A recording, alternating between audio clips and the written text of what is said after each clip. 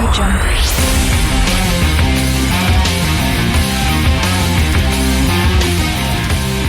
It is week 14 in the National Football League. Welcome to the Doghouse, your inside look at the Cleveland Browns. I'm Andy McNamara alongside Browns insider from WKYC Sports in Cleveland, Matt Florjancic. Get us on Twitter at AndyMC81, at Matt Florjancic. Big show today. We're going to preview San Francisco 49ers into town to take on your 2-10 Cleveland Browns. And Matt, the big news, I think that what the fans are all interested in, and the intro, I think that should lead the team out onto the field, should go something like this on Sunday.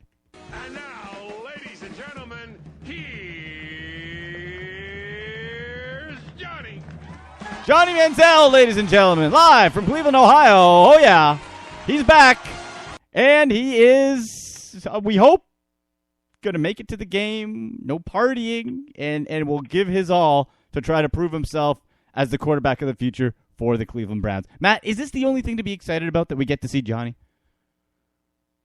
I'm not excited about it. I can care less who the quarterback is. I'm more excited about the fact that the team could actually win a ball game this week. Wow. I'm excited about it. If it was me, if it was John Smith down the road, or Josh McCown, suddenly magically coming off IR to win a game, or Austin Davis leading it, it's just the same to me. A win's a win, is a loss is a loss. And you can say, oh, well, we saw progress from Johnny, and we saw this from Johnny. I don't care. Josh McCown was putting up similar numbers, and everybody's like, why are we playing the kid? And it's a double standard that, quite frankly, is frustrating as a Browns because I'm seeing the same things out of both guys, and one guy saying, "Oh, it's the greatest thing ever," and the other guy gets he's old, we don't want to see him anyway. What the hell can he do? The guy, it's a double-edged sword. The guy it's one of those deals where you can say it's building excitement for the fans because we get to see what we have. What you see on the field is only part and parcel of the problem. What we will really see is when Johnny goes into off-season world and has no filter. Yes, when he's not busy at the facility, right? When he's not, and that's really what we've seen. Idle hands are the devil's playground. Yeah, like from all accounts, in the building, great. Studious this year, all in. When he has any free time, the immaturity, or as he put it, lapse of judgment, rears its ugly head. So from my standpoint, Matt, if we're going to lose, at least lose with some hype. At least lose with Johnny, and he'll run around, because you're right, Josh McCown was putting up good numbers, but guess what? We didn't win then either. So it doesn't really seem to matter, and to me, it's not around the quarterback position, it's the defense. That's really where it's at. It doesn't matter, I don't think, at this point in the season, from what we've seen, what the offense does at all. It's that the defense cannot stop anything. Can't stop the run, can't stop the pass, can't stop the play fake. Special teams are getting field goal blocks on it now. And the San Francisco 49ers, when you looked at it at the beginning of the year, should have been as close to a gimme as you're going to get in December.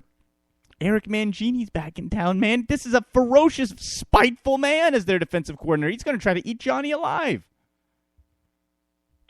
He's going to try to keep him in the pocket. I don't know if he's going to try to eat him alive, but he's going to try to keep him in the pocket so they can raise hell for him, because he's not at depth at being in the pocket yet. So the key is to pin the edges, pressure him from the edges, and make him try to have to escape up the middle and have a linebacker spy him.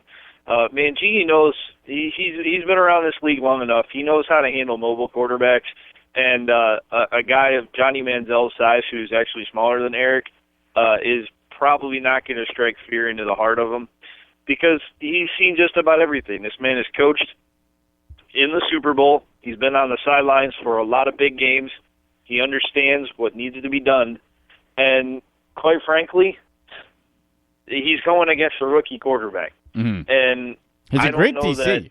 I don't know that scares him. I don't know anything that scares Eric Mangini, because he's already had the worst that could happen to him. He coached here and got axed. Yeah. He's been axed from the New York Jets as well.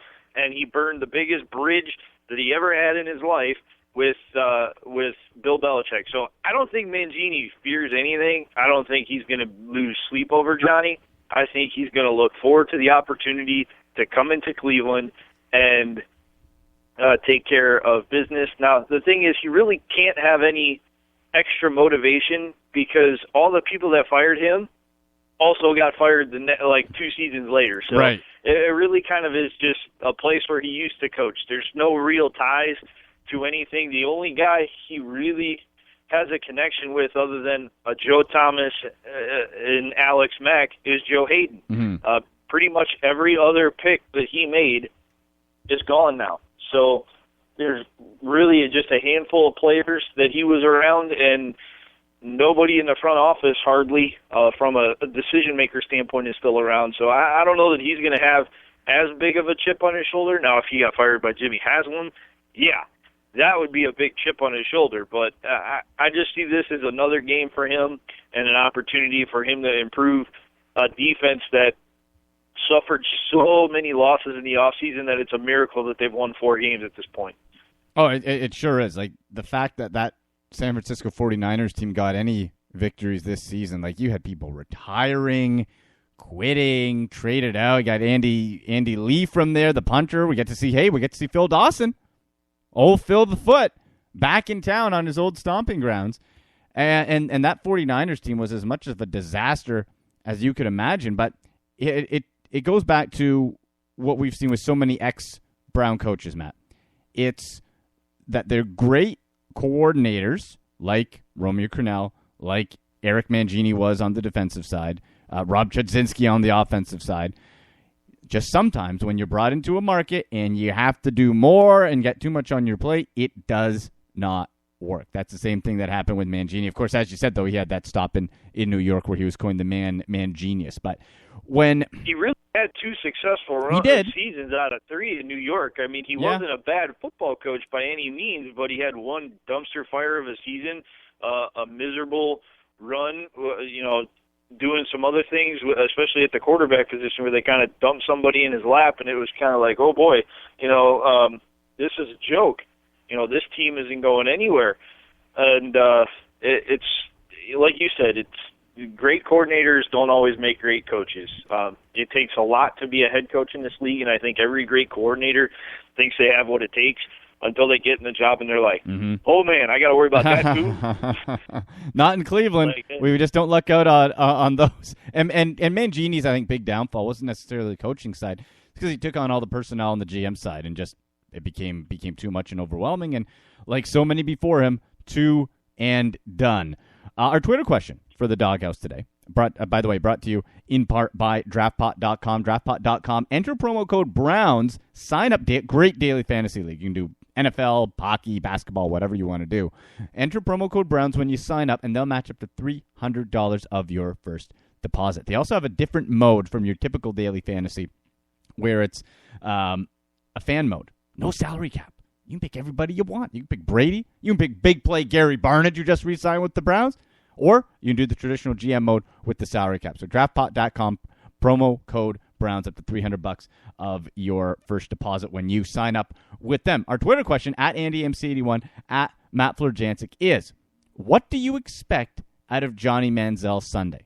What is your expectation? Do you expect a win?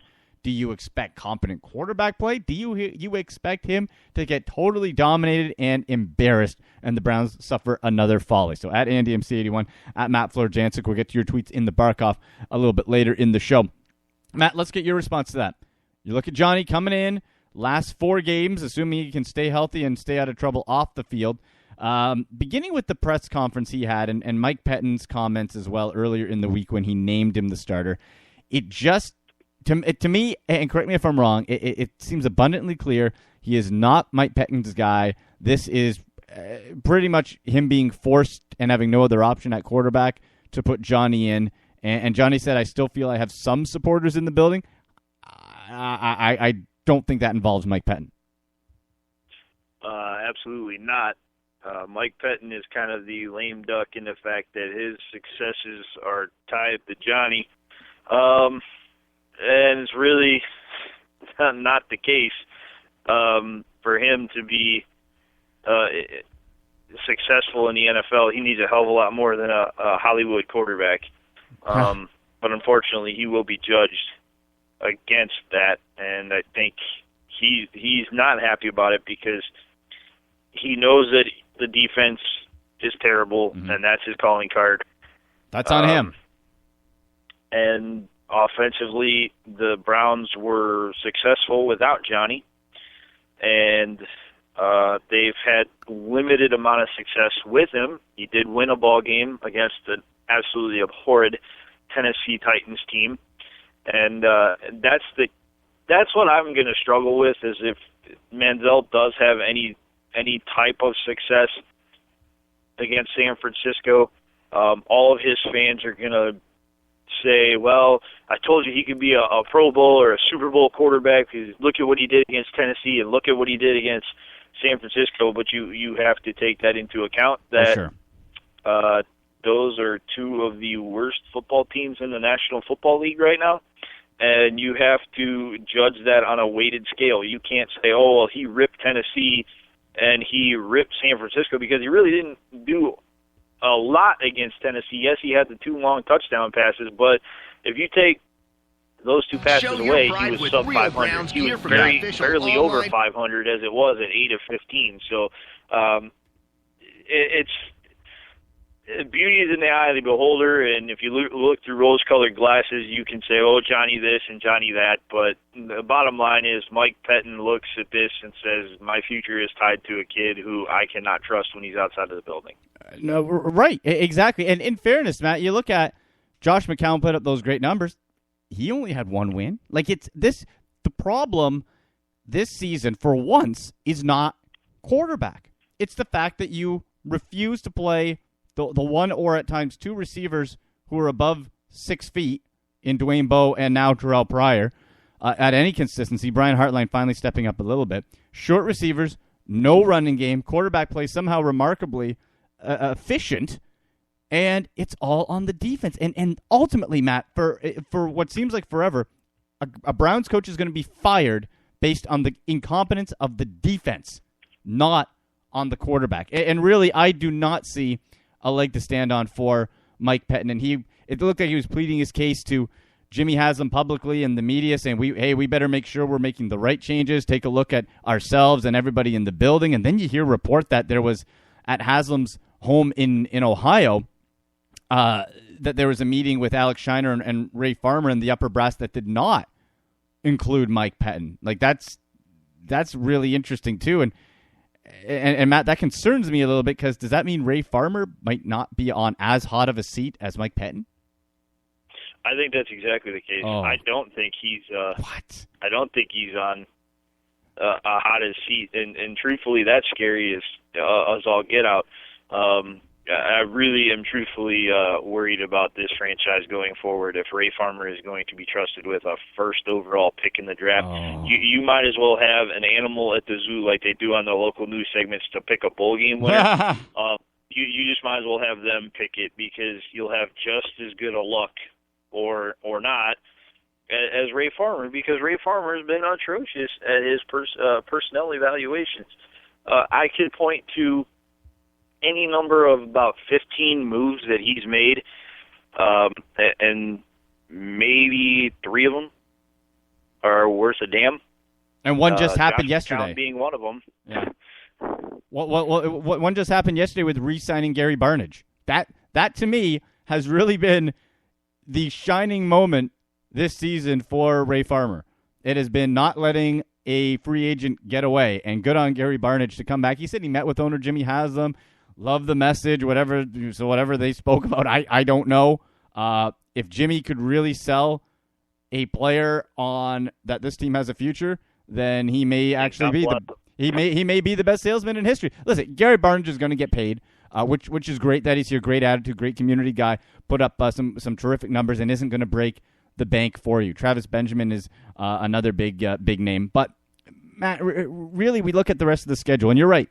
Even if Johnny balls out and they beat the 49ers, which, again, with that defense, I have no confidence Cleveland will beat anybody the rest of the way. Then, up next, you have to go to Seattle. You go to the 12th man for a Seahawks team fighting for the playoffs. Then you go to Kansas City. Back-to-back, the two loudest stadiums in the National Football League.